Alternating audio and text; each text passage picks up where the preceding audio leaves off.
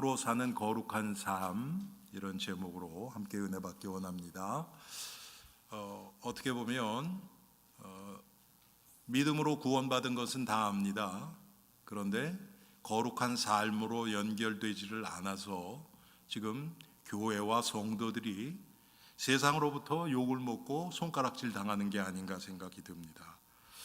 왜 그런가? 어디서부터 잘못됐는가? 우리가 받은 구원이 잘못됐는가? 그건 아니죠. 하나님이 분명히 은혜로 우리에게 구원을 주셨습니다. 그런데 우리가 하나님이 주신 그 믿음의 구원의 의미를 잘 모르기 때문에 우리의 삶에 연결이 안 됩니다. 믿는다는 것은 나에게서 나온 것이 아닙니다. 믿음은 하나님의 선물이라고 말씀을 하셨고요. 그래서 하나님이 주신 그 믿음의 선물을 따라서 성령이 우리 안에서 역사하셔서 우리를 거룩한 삶으로 이끄셔서 이 세상에 빛을 발하고 이 세상이 썩지 않도록 소금의 그 직분을 감당하게 하시는 겁니다. 여러분, 성도가, 교회가 이 세상의 빛과 소금으로 살아갈 때 세상은 교회를 향해서 손가락질하지 않습니다. 오히려 존경하고 교회를 바라보게 되어 있습니다. 그런데 지금 이 시대는 그렇지 않죠. 기독교 역사에서 보면 복음이 회복될 때마다 그런 일들이 있었습니다. 회개 운동이 일어나고 성도들의 마음이 새롭게 변화되고 세상 법 정도가 아니고 마음속에 감춰있는 죄까지도 하나님 앞에 드러나서 회개하고 죄를 짓지 않아야 되겠다고 노력하는 게 아니고 어떻게 하면 내가 하나님의 뜻대로 살아갈 수 있을 것인가, 이것 때문에 더 고민하고. 여러분, 우리가 그렇게 살아간다면 이 세상 사람들 삶하고는요 완전히 다른 차원의 삶을 살게 됩니다. 그게 믿음으로 사는 거룩한 삶의 모습입니다. 성경에 보면 그런 모습들이 여러 군데서 나옵니다. 우리가 가장 주목할 수 있는 것이 사도행전 2장에 나오는 성령 강림 후에 백성들이 3,000명이 회개하고 주님 앞에 돌아오고 사람들이 사도에게 와서 우리가 어찌할꼬, 그 후에 일어났던 일들 보면 자기 것을, 자기의 소유를 내 것이라고 주장하는 자가 없이 사도들의 발 앞에 갖다 놔서 형편에 따라서 나눠 가질 수 있도록 할 정도로 욕심이 사라진 시대도 있었습니다. 여러분, 우리도 똑같아요. 우리가 은혜 받으면 은혜 받을수록 내 것을 움켜쥐려고 하는 그 욕심의 손에 힘이 빠집니다. 그래서 남들 먼저 생각하게 돼요. 자, 성경에서 얘기하는 믿음은 뭡니까? 우리는요, 뭔가 내가 확실하고 분명한 것을 딱 붙잡으면 그걸 믿음이라고 생각하기가 참 쉬워요. 그래서 제가 오늘 믿음과 신념은 다른 겁니다. 많은 사람이 신념을 믿음이라고 착각을 해요. 여러분, 제가 가끔 여러분에게 말씀드리지만 믿음에 대한 오해가 모든 것을 다 틀어지게 만듭니다. 믿음이 있다고 하는, 제가 지금까지 신앙생활을 하면서 그 교회에서 좀 믿음 좋다고 하는 사람들을 이렇게 기억해 보면 참 믿음이 아니었던 경우가 훨씬 많은 것 같아요. 믿음 좋다고 사람들이 막 이렇게 치켜 세우고 그런 분들 보면 첫째는 자기 목소리가 커요. 절대로 타협하지 않고 탁 서가지고. 근데 여러분, 그게 진짜 믿음의 모습입니까? 아니면 자기 주관이고 고집입니까?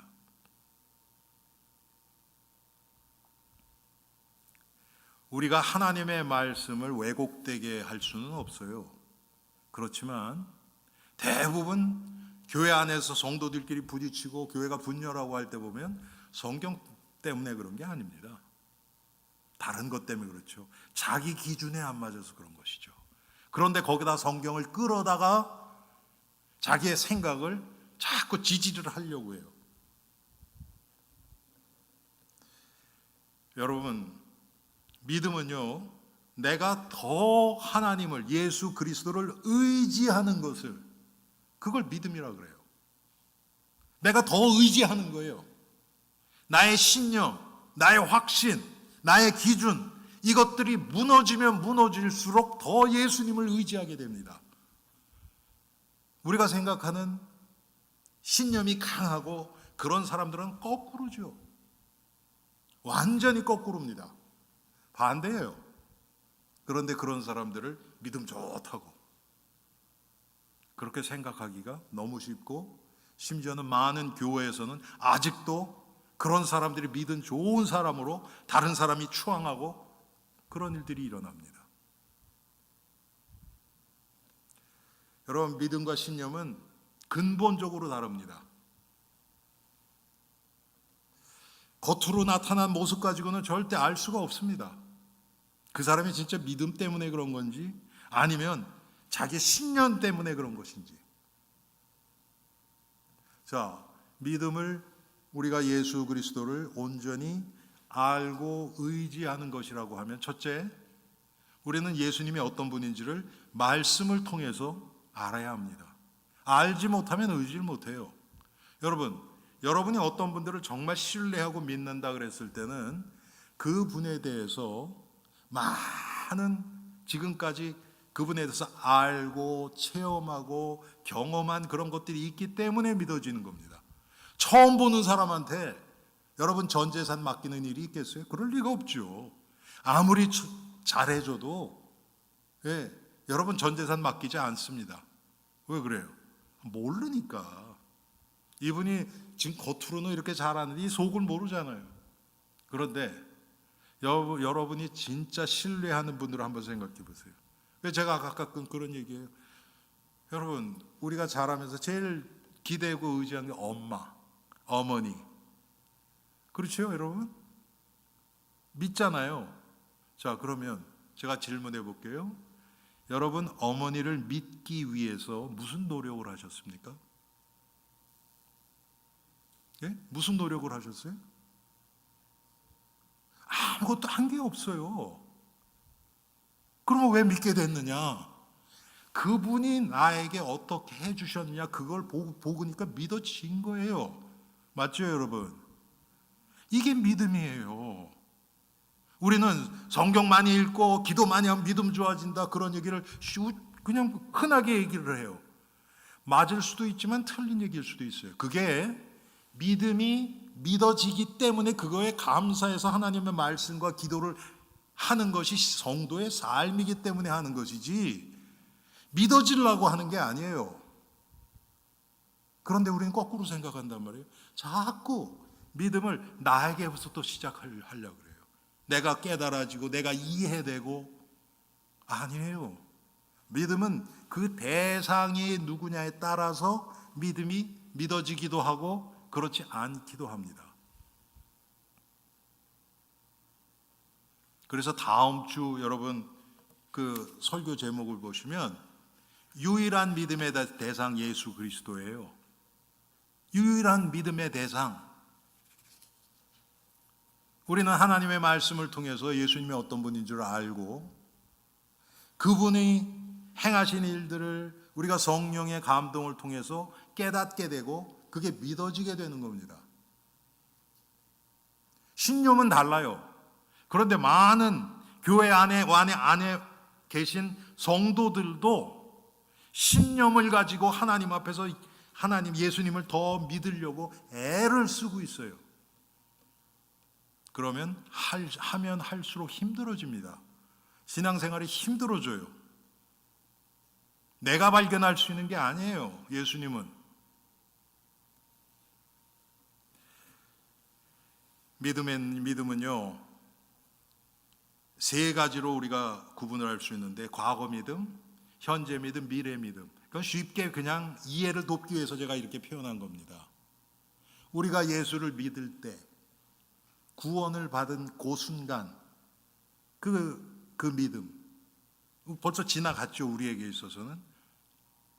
그리고 현재 믿음이 있습니다. 지금 우리가 날마다 살아가면서 예수님을 어떤 분인지를 더 알아가는, 또 하나님이 살아계신 것을 체험하는, 그래서 살아계신 전능하신 하나님을 믿는 믿음으로 살아가는 그 믿음이 있고요. 미래의 믿음이 있습니다. 그것은 뭐냐? 우리의 성화가 완성되는, 그래서 우리를 영원한 천국으로 인도하시는 그 미래에 관한 믿음. 그런데 이게 다 사실은 하나인데 세 가지 면이 있는 거예요. 이걸 뗄래야 뗄 수 있는 게 아닙니다. 물론 우리가 잘 몰라서 많은 성도들은 과거 믿음, 우리가 구원받아서 천국 간다는 그건 알아요. 과거하고 미래는 희미하게 알아요. 미래는 잘은 모르지만 가보질 않았으니까. 그런데 우리가 예수 믿고 천국 간다. 보통 우리 예수 믿으면 그렇게 얘기를 하잖아요. 그렇죠? 제일 얘기를 많이 하는 게 현재 믿음이에요. 현재 믿음. 그래서 믿음으로 사는 거룩한 삶, 이런 제목을 제가 일부러 그렇게 한 것입니다. 왜? 지금 삶 가운데서 우리가 날마다 믿음으로 살아가는 그 삶이 너무나 초라하기 때문에, 부족하기 때문에 우리가 구원받을 때도 예수를 믿는 믿음으로, 또 이 세상 살아갈 때도 예수를 믿는 믿음으로, 또 우리가 죽을 때도, 죽은 후에도 예수를 믿는 믿음으로 이제 천국까지 들어가는 것입니다. 또 그래서 현재 믿음의 가장 큰 특징 중에 하나가 뭐냐면 자라고 성장하고 변화되는 것입니다. 생명이 있다면 반드시 변화가 일어납니다. 변화가 없다면 병들었던지, 생명이 있는데 성장도 없고 변화가 없다면 병들은 거예요. 뭐가 막혀 있는 거예요. 그럼 빨리 그걸 발견을 해야 돼요. 그렇지 않으면 점점 힘들어집니다. 자, 신념은 나에게서 나온 것이에요. 나의 결단에서, 나의 의지에서, 나의 마음으로 결심하고 작정하고 하는 것을 신념이라고 얘기를 합니다. 그런데 성경에 나타난 믿음은요, 나에게서 온 것이 아니에요. 에베소서 2장 8절에 보면 너희가 그 은혜로 인하여 믿음으로 말미암아 구원을 얻었나니 이것이 너희에게서 난 것이 아니요 하나님의 선물이라 그랬어요. 하나님의 선물로 주시는 겁니다. 내가 믿고 싶다고 해서 믿어지는 게 아니에요. 내가 집중해서 하나님의 말씀을 읽었는데 그게 깨달아지고 마음에 부딪혀서 내가 예수를 믿게 됐다. 그렇게 배후에서 내 마음을 움직이신 분이 성령님이 하신 일이라는 것입니다. 내가 정신 잘 차리고 그게 아니에요, 여러분.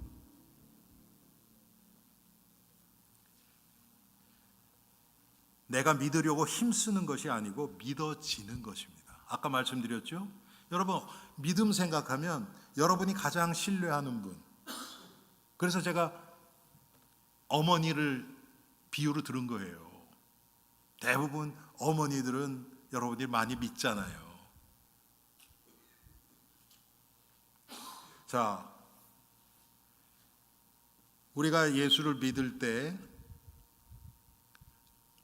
그 예수를 믿게 된 그걸 우리가 좀 자세히 분석을 해보면요, 우리는 어느 날 누구 만나서 아니면 누구를 통해서 교회 가자 그래서 그냥 밥 한 끼 사줘서 미안해서 따라갔는데 거기서 복음 듣고서 예수 믿게 됐다. 우리는 그냥 그렇게 생각해요. 그런데 성경을, 복음을 알면 알수록 하나님의 어떤 분이신지, 하나님의 구원의 그 계획들을 알면 알수록요, 너무나 놀라운 거예요. 성경은 뭐라고 얘기했냐면 우리가 태어나기도 전에, 만세 전에 하나님이 우리를 이미 택정하셨대요. 참 이게 마음에 잘 안 와닿아요. 왜? 우리에게는 이런 일이 없기 때문에. 그리고 하나님이 우리를 구원하시기 위해서 지금까지 우리 인생 전체를 통해서 우리를 구원받기 위한 그 길로 이렇게 저렇게 계속 인도하셨다는 것이 나중에 발견되어집니다. 심지어는 내가 실수한 것조차도. 제가 언젠가 말씀드렸나요? 제가 개인적으로 아는 분은 아니에요. 그런데 어떤 분이 예수 믿는 사람한테 돈을 꿔줬어요. 근데 이 사람이 안 갚네. 그러니까 이 사람을 찾아서 막 하다 나중에 이 사람이 교회 다닌다는 얘기를 들은 거예요. 그래서 그 교회를 찾아간 거예요. 주일날 큰 교회예요, 조금. 그래서 저 뒷자리에 앉아서 그 사람들이 뭐 앞에 와서 앉겠습니까? 그렇죠. 지금 돈 떼먹고 도망간 사람 잡으러 왔는데, 그래갖고 저 뒤에 앉아서 뭐 보겠어요? 그 사람이 어딨나? 그것만 보겠죠. 그렇죠. 그래서 보니까 저쪽에 앉아 있어요, 앞쪽에. 그래서 이제 설교 이제 예배 끝날 때까지만 기다린 거죠. 그런데 중간에 설교할 때는 움직이지 않잖아요. 그러니까 그 사람을 이렇게 쳐다보면서 소리가 이렇게 들린 거예요. 그러다가 이 사람이 예수를 믿어버렸네. 돈 떼먹고 도망간 사람 잡으러 갔다가 예수를 믿게 된 거예요. 그걸 누가 계획이라도 했겠습니까, 여러분? 근데 하나님은 그런 것까지 이용하셔서, 여러분 그렇다고 돈 떼먹으라고 그러는 거 아니에요? 왜 또 목사님이 돈 떼먹고 하니까 전도되니까 돈 떼먹으라고 절대로 그런 얘기 아닙니다. 믿음으로 사는 거룩한 삶을 말씀드리려고 그러는데, 지금 과거 구원, 우리가 예수님을 믿게 된 그때, 그것을 위해서 하나님은 모든 것을 다 동원하신다는 거예요. 이게 우연이 아닙니다, 여러분.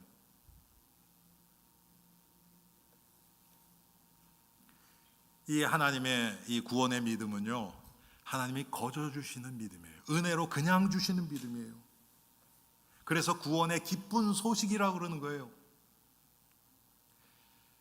자, 이제 현재 믿음, 우리가 살아가는 우리의 삶 가운데 생활의 믿음입니다. 이것은 우리가 날마다 살아가면서 쉽게 얘기하면 영적 전쟁에서 일어나는 일이에요. 여러분, 우리는 지금 영적 전쟁 가운데 있습니다. 우리 성도들을 하나님이 일주일에 한 번 모으셔서 함께 주님 앞에 예배하도록 성경에서 말씀하고 계십니다. 그래서 우리가 보통 공예배라고 그러죠. 이 주일 예배, 이것이 우리의 신앙생활의 중심입니다. 우리 혼자서는 안 돼요. 그런데 모이기에 힘쓰고, 성경에 보면 그런 이야기들이 상당히 많죠. 여러분, 줄이 하나는 금방 끊어지는데 세 겹줄은 끊어지지 않는데요. 여러분 아시죠? 이렇게 세 개로, 제가 어렸을 때 팽이 돌리느라고 그걸 많이 해봤거든요. 목실 갖다가 쫙 해갖고 꼬우면 세 개로 하면 쫙, 그건 안 끊어져요, 잘. 성도 하나 셋 하면은 1 더하기 1 더하기 1은 3밖에 안 되는데, 그걸 딱 되면요, 이게 10이나 20이나 30배의 그런, 아주 혼자서는 절대로 할 수 없는 그런 일들이 되어집니다. 그래서 하나님이 우리를 모으신 거예요. 그래서 교회는, 여러분, 우리가 보통 이 세상에서 있는 지역교회라고 그러죠. 로컬 처치. 이것은 주님 오시는 그날까지 아무리 인터넷이 어떻고 뭐 줌이 어떻고 뭐 AI가 어떻고 그래도 우리가 몸으로 함께 예배드리는 이 예배는요, 반드시 있어야 돼요. 마귀는 이것까지도 이제 없애려고 할 겁니다. 점점 귀찮다고. 그런데 그렇지 않아요. 반드시 필요합니다, 여러분. 그래서 우리의 믿음이, 우리가 살아가면서 체험하는 하나님의 전능하심, 하나님의 능력. 그런데 이 생활의 믿음은요, 구원의 믿음으로부터 흘러나오는 거예요. 구원받지 못한 자들은 영적 전쟁에서 승리할 수가 없어요. 아무리 노력해도 안 돼요. 그래서 구원의 믿음이 항상 우리의 뭐라 그럴까? 베이스라 그래, 베이스. 예? 이게 뭐라 그러나? 이게 기초예요. 이게 무너지면 안 돼요. 우리가 항상 하나님의 능력을, 하나님의 그 전능하심을 체험하는 것이 내가 하나님을 믿어서 하나님 자녀가 되었다는 거기서부터 흘러나오는 겁니다. 그렇지 않고 이렇게 하니까 능력 받았다, 뭐 어디 가서 누구한테 안수 받으니까 능력 받았다, 이것 여러분 절대로 따라가지 마세요. 능력은 하나님으로부터만 옵니다. 그런데 그 하나님과 나와의 관계에서 나오는 거예요. 내가 하나님의 자녀된, 그게 구원이잖아요. 거기서부터 흘러나오는 겁니다. 그래서 우리의 삶 가운데 여러분, 이게 영적 전쟁에서 자꾸 힘들고 마귀의 공격에 괴롭고 실패하고 그랬을 때 우리가 딱 기억해야 될 게 뭐냐면 나는 구원받은 하나님의 자녀다. 이 구원의 믿음, 일로 돌아가야 돼요. 그래야 거기서부터 하나님과의 바른 관계부터 되어져서 나오는 겁니다. 그렇지 않으면 우리는 안 돼요.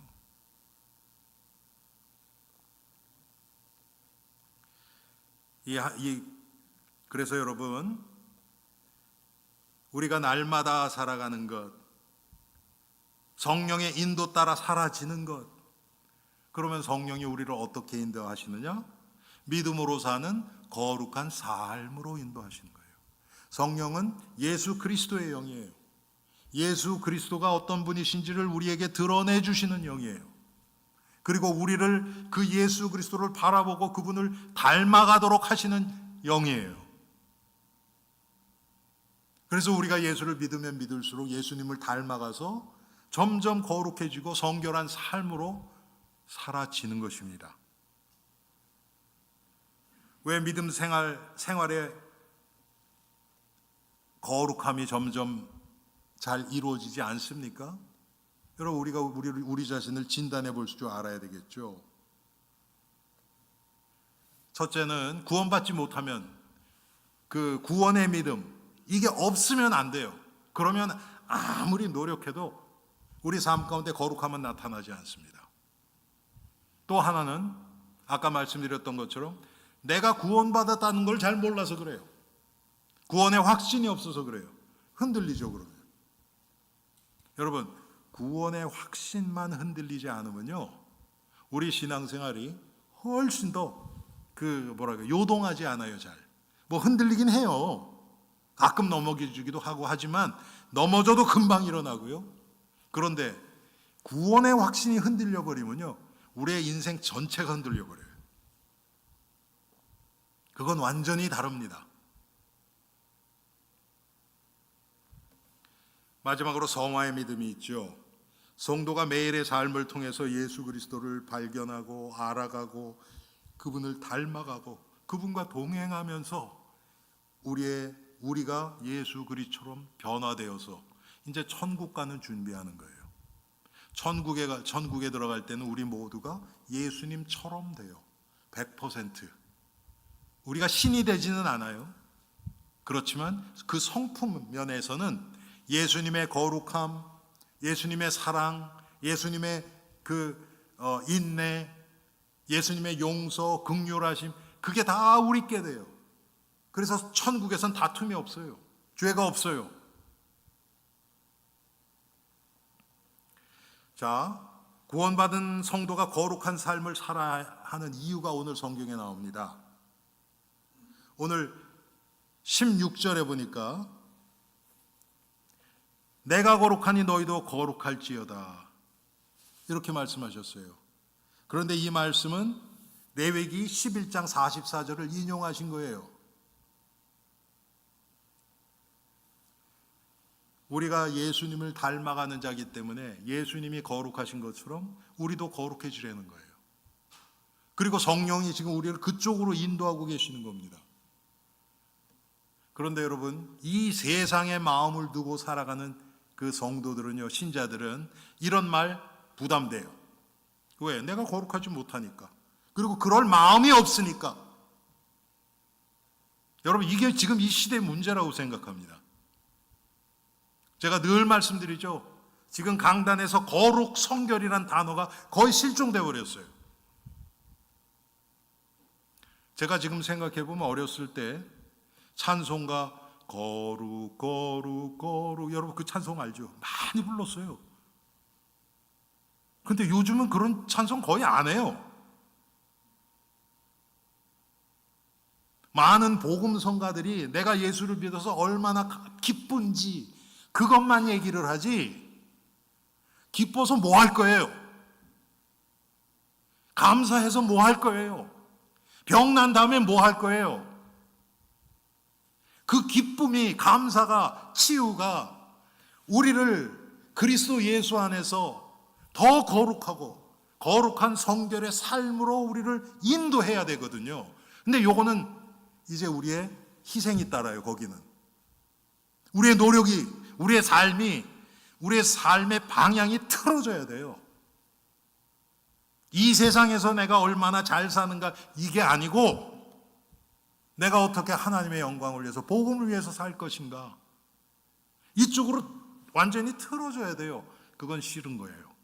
나는 변화되지 않고 그냥 내 있는 상태에서 내 문제만 해결하고 내가 하고 싶은 거 더 잘할 수 있도록 예수님이 필요한 거예요. 많은 사람들이.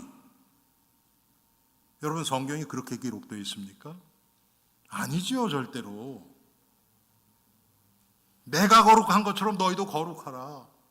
여러분, 제가 그걸 조금 확대해서 말씀드려 볼까요?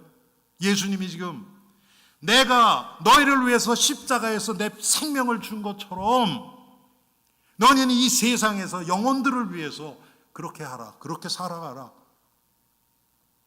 여러분, 그런 의미입니다. 근데 우린 그건 싫잖아요. 나는 요만큼도 손해보기 싫잖아요. 지금 이 세상에 이런 영적인, 죄송합니다 이런 표현에서, 영적인 얌체들이 교회에 가득 차 있으니까 손 하나 까딱 안 하고 남들이 해주는 거 그냥 나를 위해서 그냥 대접받고, 대접 안 해주면 또 다른 교회 가고. 여러분, 그게 신앙생활입니까? 아니에요. 절대 그렇지 않아요.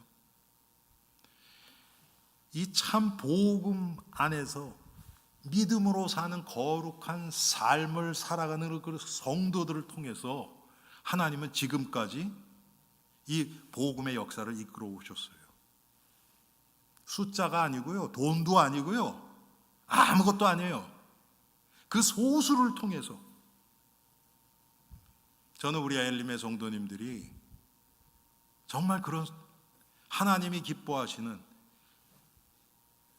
믿음으로 날마다 거룩한 삶을 살기를 원하는 소망 가지고 그렇게 뼈를 깎는 그런 아픔을 통과하면서도 주님이 원하시는 길을 가기를 원하는, 그게 십자가의 길 아닙니까? 그런 성도들이, 그런 교회가 되기를 소원합니다.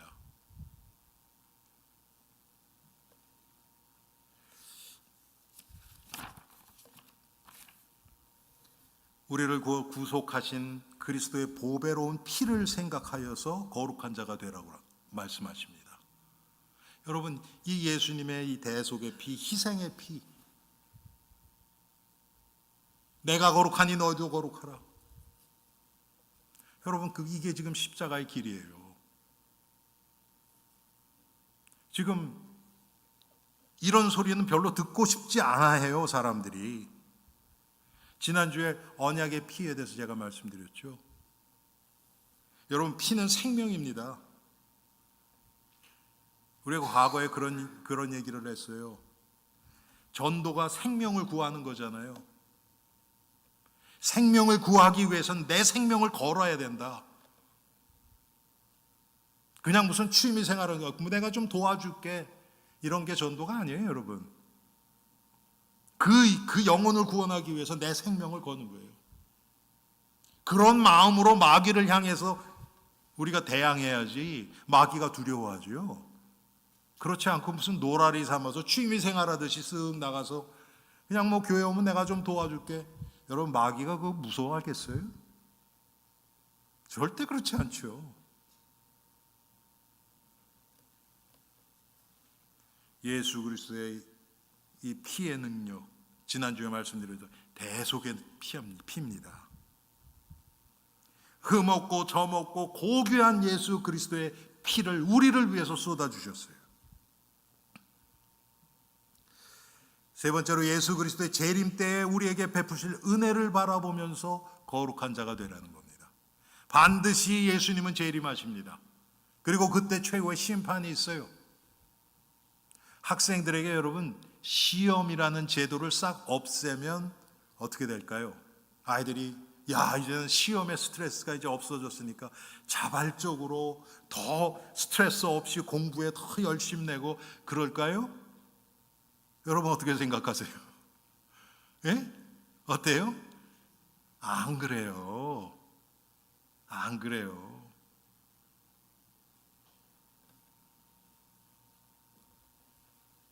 인간은 죄인이기 때문에 그렇지 않습니다.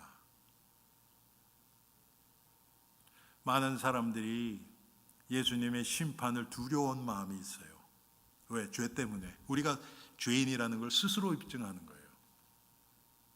분명히 뭔가 전능자가 있고 그 전능자가 예수를 믿던 안 믿던 그 전능자가 사실은 진리시고 또 전능자가 계시다면 이 죄와 벌에 대해서 반드시 심판하실 텐데 그런 마음이 있어요. 예수를 안 믿는 사람도요. 그래서 남의 거를 탐하고 남의 걸 훔치고 내가 이 범죄를 하면요 두려운 거예요. 뭐 법이 있다 아니 그거하고 상관없이 마음이 편하지가 않은 거예요. 왜? 우리 안에 깨어졌지만 남아있는 하나님의 형상의 잔재가 남아있어서 그래요. 그래서 반드시 예수님은 재림하십니다. 그런데 히브리서 12장 14절에는요 거룩함을 쫓지 않는 사람은 아무도 주님을 배울 수 없으리라 이렇게 말씀하세요. 거룩해지지 않은 자는 이렇게 얘기한 게 아니에요. 거룩함을 쫓지 않는 사람. 우리 성도로 얘기하면 예수님이 거룩한 것처럼 내가 거룩하게 되기를 원하는 그 소원이 없는 사람, 그런 사람을 얘기하는 거예요. 그러면 여러분 지금 이 시대에 미국이나 한국이나 교회도 많고 성도도 많은데 정말 이 거룩함을 쫓지 않는 신자들이 얼마나 많을까요?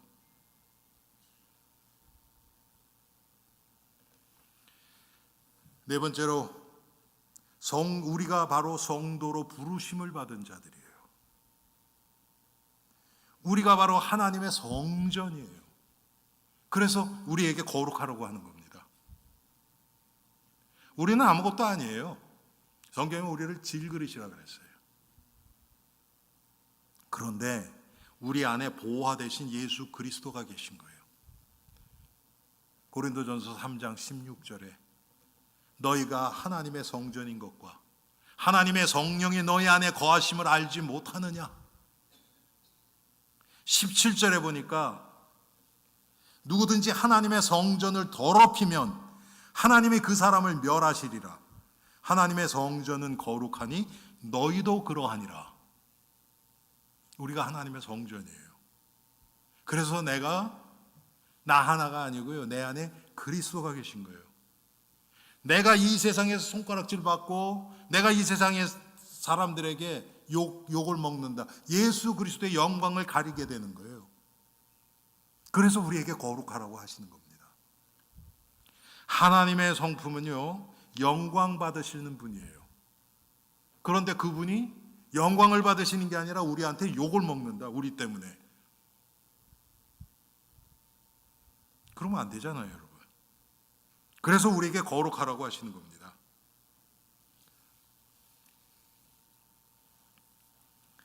자, 네 번째로요. 거룩에 이르는 방법이 성경에 어떻게 얘기하고 있는가? 우리 스스로는 거룩해지지 못합니다. 여러분, 그게 전제가 그거예요. 우리 스스로는 우리를 조금도 깨끗하게 할 수 없어요. 사람 눈에 보기에는 할 수 있어요. 예, 내가 노력으로 조금 부지런해지고 조금 거짓말 안 하려고 하고, 예, 좀 남들 좀 도와주고 할 수 있어요. 그런데 그게 하나님 앞에서는 아까 말씀드린 그건 내 신념에서 나온 것이지 하나님의 은혜의 결과로 나온 게 아니에요. 하나님이 은혜로 내 마음을 움직여서 그런 일들이 되어질 수 있어요. 그래서 예수 믿고 정말 공부하고 상관없이 살아가던 아이가 예수 믿고 변화되는 일들 저는 많이 봤어요.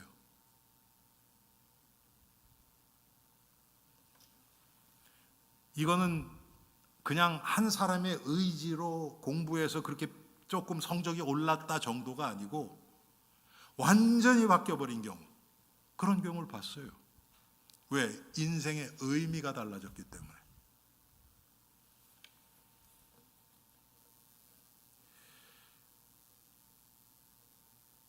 여러분, 우리가 거룩해지기 위해서는 그래서 예수님의 보혈의 은혜를 입어야 우리는 거룩해집니다. 일단 하나님은 우리를 법적으로 거룩하게 만드세요. 그게 우리가 구원받은 거예요. 그게 과거 구원의 믿음입니다. 하나님이 우리가 죄인이었을 때 이미 성령을 통해서 우리를 역사하셔서 우리를 예수 믿게 하시는 거예요. 거듭난 자들이 성령의 은혜로 변화되어집니다. 점점 거룩해지는 것입니다. 구약에는 이 염소나 양이나 이 소의 피, 송아지의 피로 정결케 했어요. 그런데 그 신약에서는 예수 그리스도의 보혈이에요. 그게 원형이 예수 그리스도의 보혈이에요. 그 예수 그리스도의 보혈의 의미를 우리에게 알려주시기 위해서 구약에서는 피제사를 말씀하신 겁니다. 이건 지난주에 제가 아주 자세하게 말씀을 드렸고요. 오늘 18절에도 보니까 18절 19절에 너희가 알거니와 너희 조상이 물려준 헛된 행실에서 대속함을 받은 것은 은이나 금같이 없어질 것으로 된 것이 아니요 오직 흠없고 점없는 어린 양 같은 그리스도의 보배로운 피로 된 것이니라. 예수 그리스도의 보혈의 은혜가 나에게 임할 때 내 죄가 사해집니다. 내 죄가 보여지고 깨달아지고 회개하게 됩니다. 두 번째, 하나님의 말씀으로 거룩해집니다. 디모데후서 4장 5절에 보니까요, 하나님의 말씀과 기도로 거룩하여짐이라. 말씀과 기도라 그랬어요. 하나님의 말씀을 보면 하나님의 말씀도 그렇고 기도도 그렇고, 하나님의 말씀은 하나님이 어떤 분이신지를, 하나님의 성품을 우리에게 보여줘요. 그래서 말씀은 거울 같아요. 하나님 앞에 서면 내가 얼마나 추한 죄인인 것이 보여져요. 그래서 말씀 앞에 서는 거예요.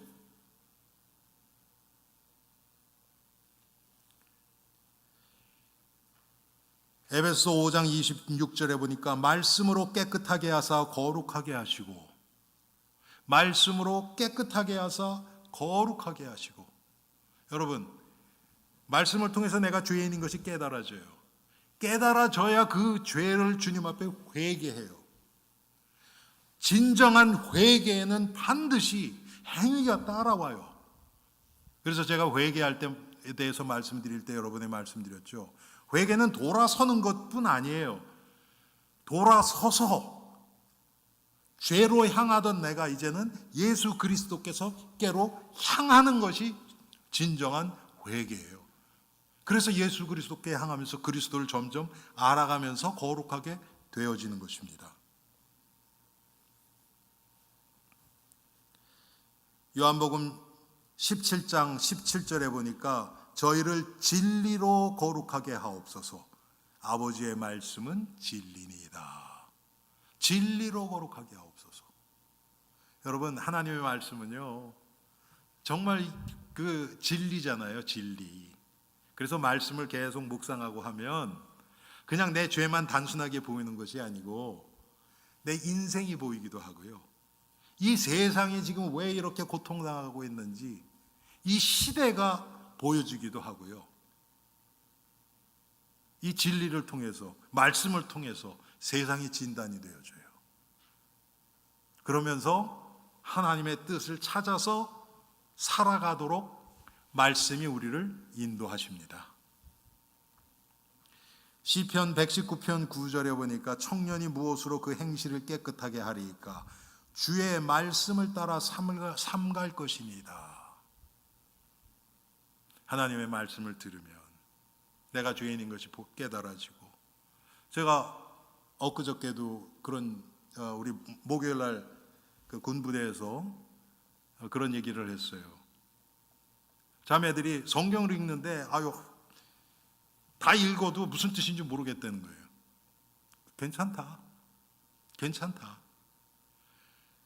그런데 당신이 읽고 기억도 안 하고 지나갔던 것이 언젠간 생각날 때가 있었을 것이다.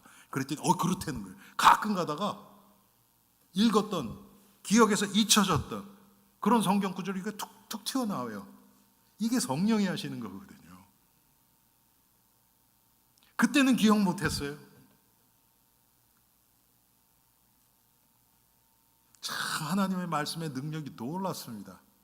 말씀을 전하는 저는 더 많이 체험하게 돼요. 왜?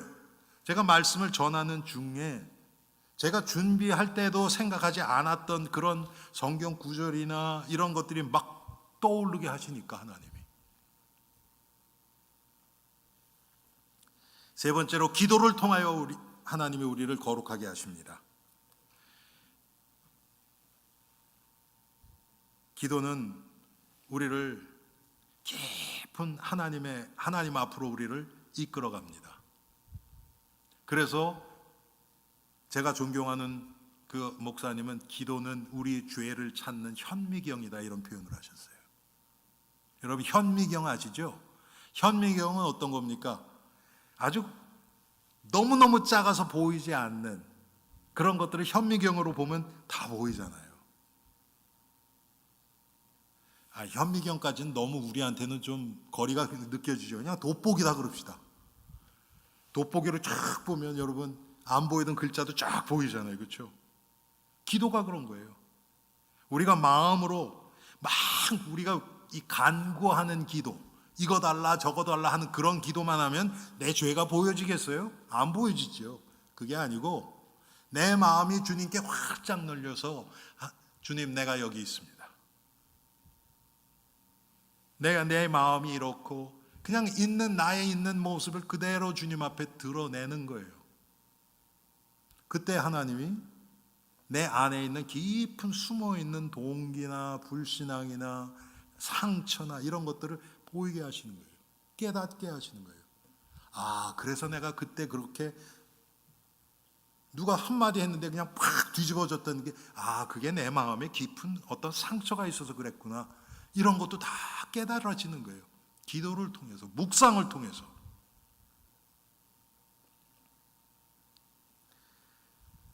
이사야서 6장 1절부터 13절까지 보면 이사야가 성전에서 하나님을 뵙는 그런 장면이 나옵니다. 그때 나는 죄인이구나. 죄인인 내가 하나님을 배웠다. 오호라 나는 망하게 되었다. 그러면서 회개합니다. 그때 천사가 와서 숯불을 가지고 이사야의 입술을 찢으면서 이사야를 거룩하게 성결하게 한 거예요. 그게 여러분 회개를 통해서, 기도를 통해서, 회개를 통해서 우리가 거룩해집니다.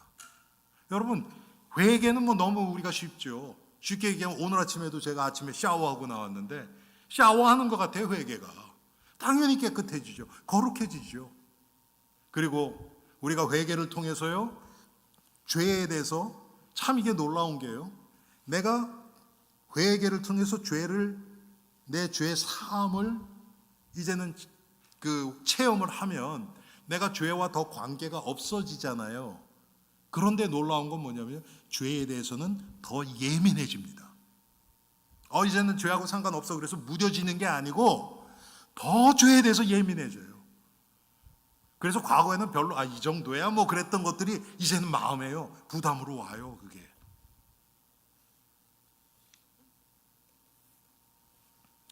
이사야서 1장 18절에 이런 말씀을 하십니다. 오라 우리가 서로 변론하자. 너희 죄가 주홍 같을지라도 눈과 같이 희어질 것이요 진홍같이 붉을지라도 양털같이 되리라.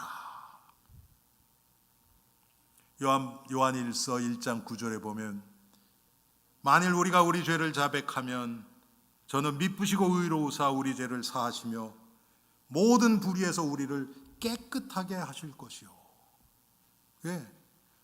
깨끗하게 우리를 거룩하게 만드신다는 겁니다.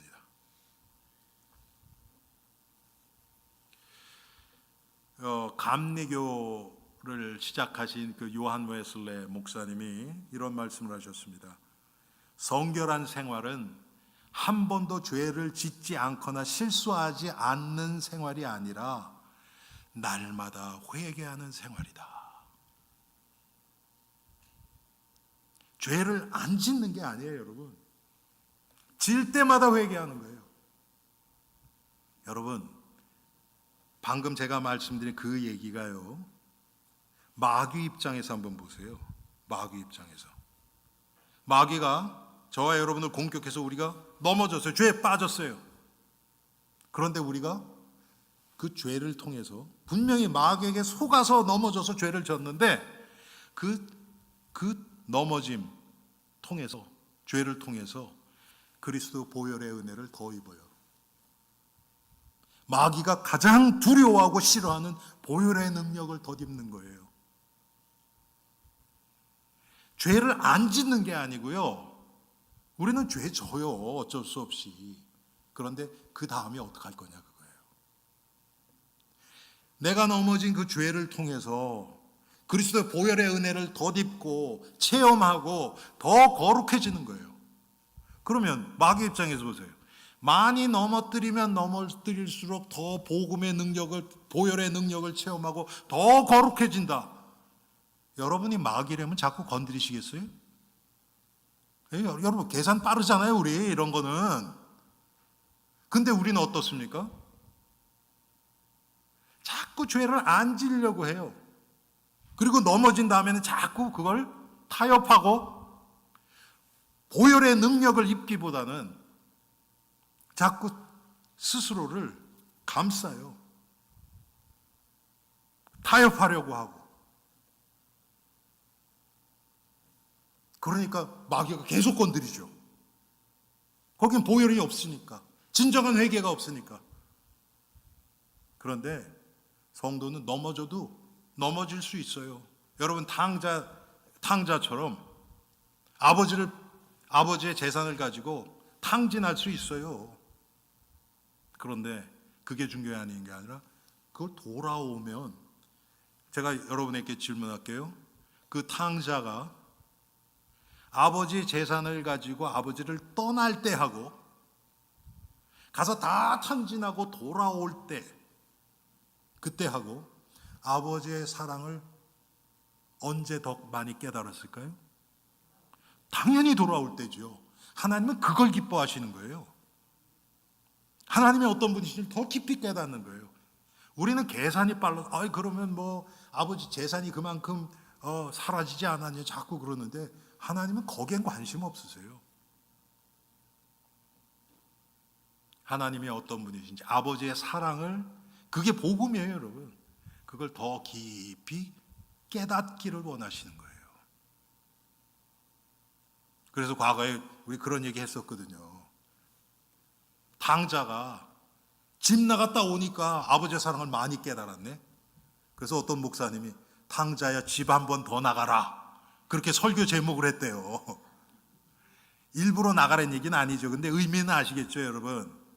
근데 큰아들은 어떻겠어요? 한 번도 아버지 떠난 적이 없어요. 그런데 아버지 사랑 몰라요. 아버지가 언제 내 친구들하고 양 한 마리 잡게 했느냐? 한 번도 아버지한테 그렇게 요청한 적도 없어요. 큰아들은. 왜요? 아버지는 구두쇠고 아버지는 절대 그럴 뿐이 아니야. 아버지를 안 믿는 거예요. 아버지를 모르는 거예요.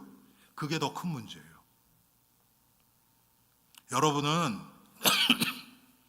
우리가 둘 중에 하나를 반드시 선택해야 된다면 여러분 둘째 탕자가 되세요.